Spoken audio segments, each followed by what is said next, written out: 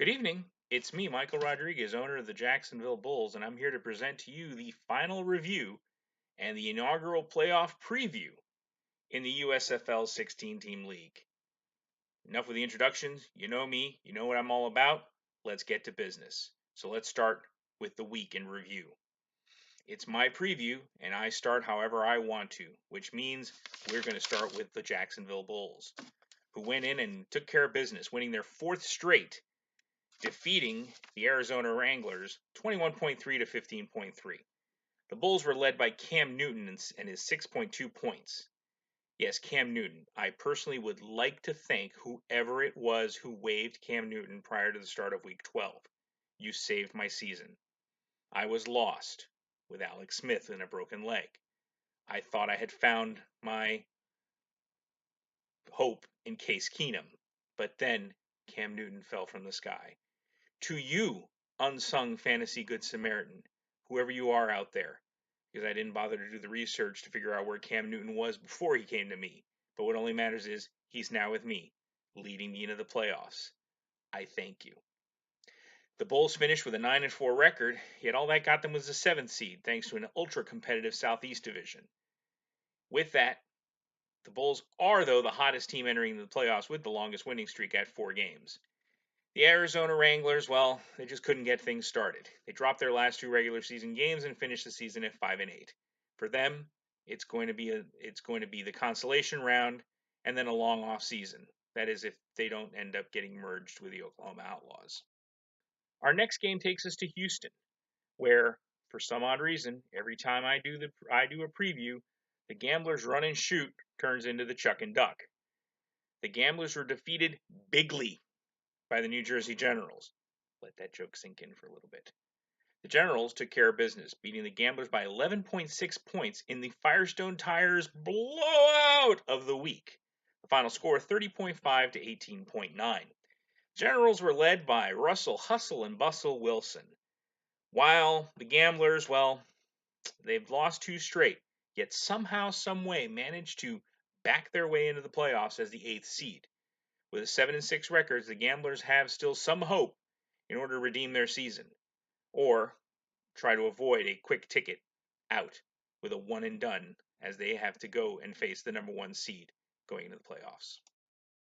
Our next game has the Boston Breakers traveling to Oklahoma to take on the Outlaws. The results were not good for the Breakers as they lose 30 to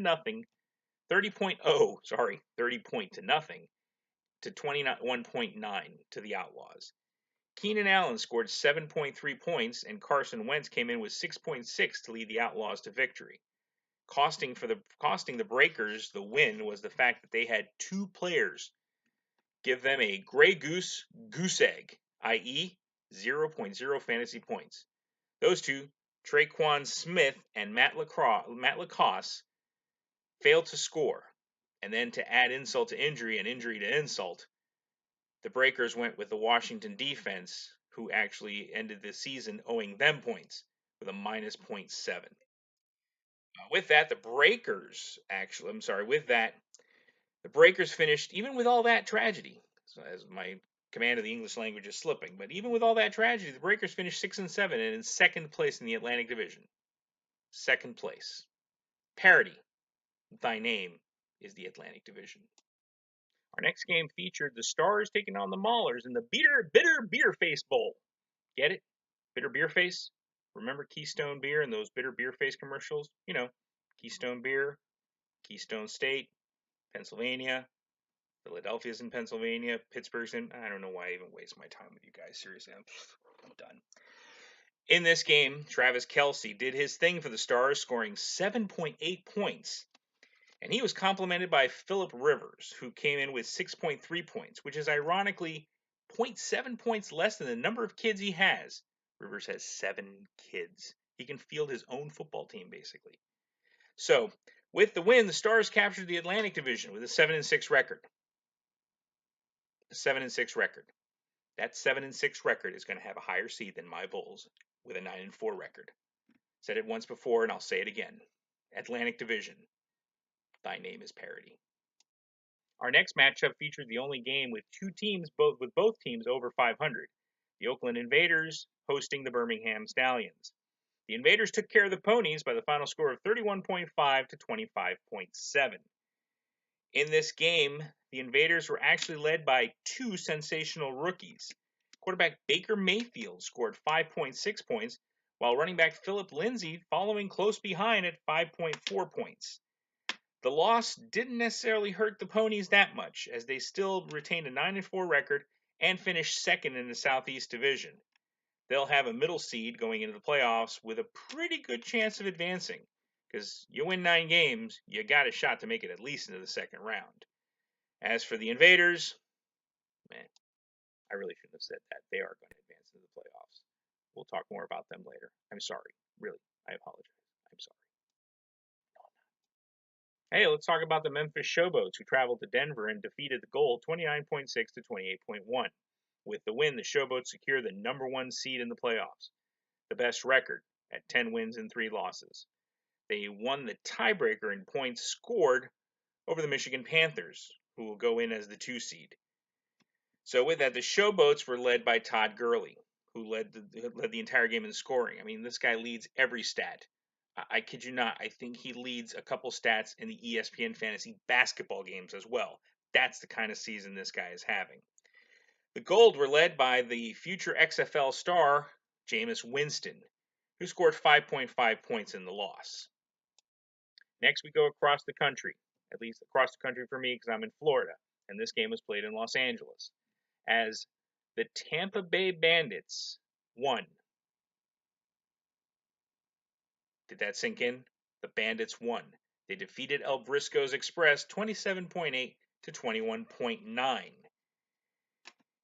The Bandits were led by Aaron Rodgers, who came through with 5.8 points, even though he does everything in his power to sabotage any type of coach. But now he has a new coach. Maybe this will be a renaissance for him. Maybe he's going to take a drink from the Juvenation machine as he enters the playoffs. Well, at least the consolation bracket of the playoffs, because that's where the Bandits are going, as are the Express, as both these teams actually ended up with the worst records in the league. Bandits finished with 2 wins and 11 losses, the Express at 3-10.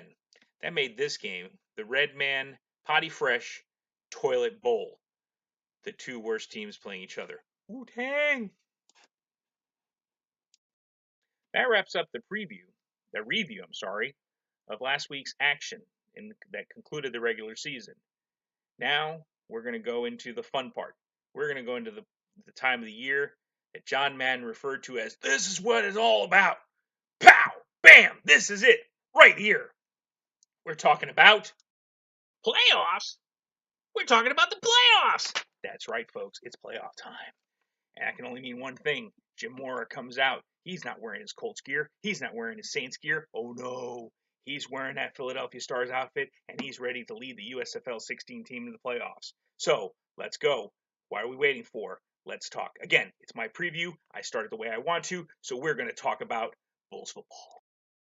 First round matchup features the number 7 Jacksonville Bulls traveling to the number 2 Michigan Panthers. That's right, it's football time. These 2 teams have 2 of the best records in the league.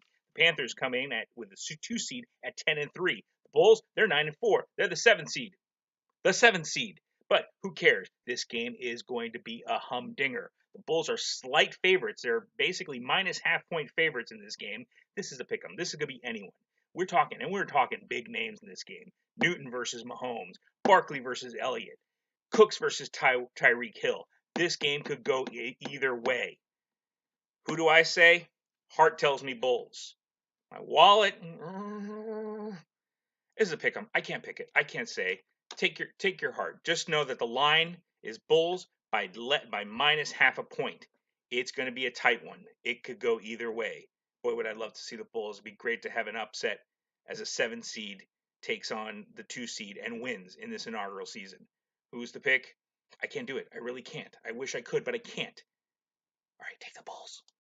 Our second game features the 8th seed Houston Gamblers against the number 1 seed Memphis Showboats. Oh, it's going to be a laugher in this one.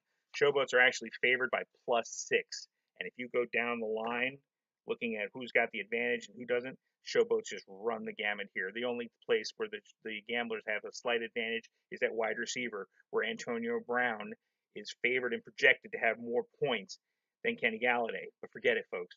Showboats are the #1 seed for a reason. They're 10-3. The gamblers backed into the playoffs at 7-6. In this one, it's 6 points. Oh man, take the Showboats. They should easily prevail and advance that 1 seed forward in the playoffs. Here's the next game. It's a 3-6, but the 3 and 6s are swapped. What? That's right. It's the Oakland Invaders who are the 3 seed, and they have a 7-6 record. The Oklahoma Outlaws are the 6 seed. They have a 10-3 record. Well, records are out the door. It's fantasy football. There's no home field advantage. This is the only place where the game is decided, and the game is not played on grass, but on microchips. And in this case, in this microchip, the Outlaws are favored by +4 over the Invaders, and I say take them. The Outlaws are led by, and I'm looking, the reason why I'm giving the Outlaws the edge in this game is they've got 2 sleepers. Basically, what we're talking about here are the backups that usually make a fantasy football team. And the Outlaws have 2 of them. One of them, Spencer Ware, who's taken over for Keenan Allen on an explosive Kansas City offense. Then there's Austin Eckler, who's taken over for Melvin Gordon, also in an explosive Los Angeles Chargers offense. Look, I write previews for my own league, and I still get confused every time I'm on ESPN and I see a Chargers and following his name is LAC. All I keep thinking is, when the hell did Philip Rivers start playing for the LA Clippers? But besides that, Outlaws by 4. Outlaws are going to cover this game, and they're going to advance. Here's a case with the lower seed should easily prevail over the higher seed. Take the Outlaws. Our final matchup in the playoffs is the typical 4-5 seed. Ponies, Stars, the battle of the red and gold. Now, in this case, 4-5 is usually the most tightly contested match because these are 2 teams that usually have the same record, but not in this case.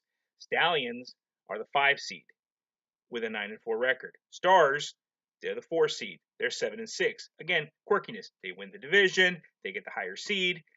Unfortunately, we had a lopsided year in the 16-team league this year. We had 2 divisions that really were highly competitive with 1 cellar dweller, and then we had 2 other divisions which were very competitive, but by competitive it just meant they beat the crap out of each other. Got a lot of 7-6s, 6 and 7s. Meanwhile, we got 2 divisions where we are on the high end. You've got a 10-3 team, 2 9-4 teams, another division with 2 10-3 teams.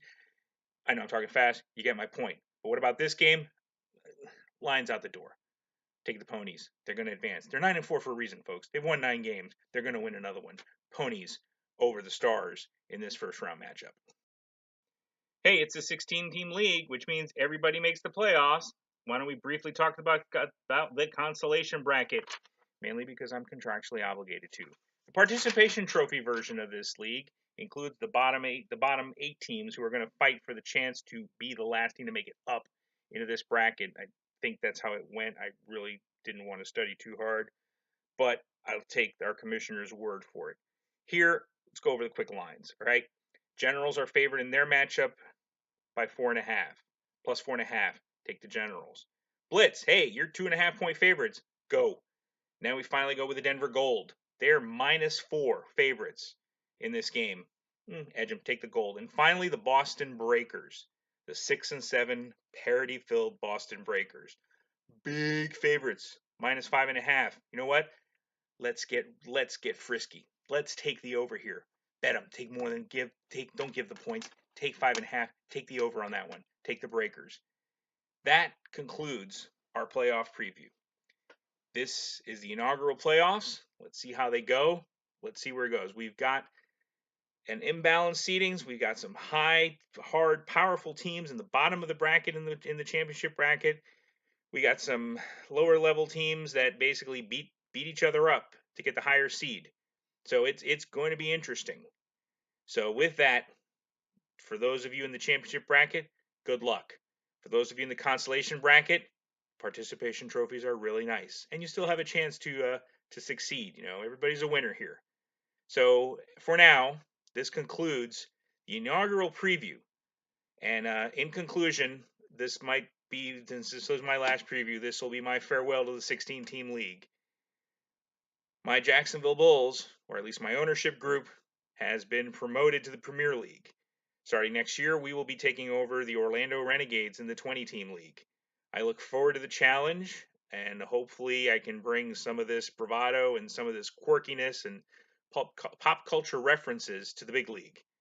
But it's been a blast here in the 16-team league this year. I've had a blast. I hope you've enjoyed this. I know I have. So, in conclusion, good luck to all of you, except to my opponent this week. No good luck to you.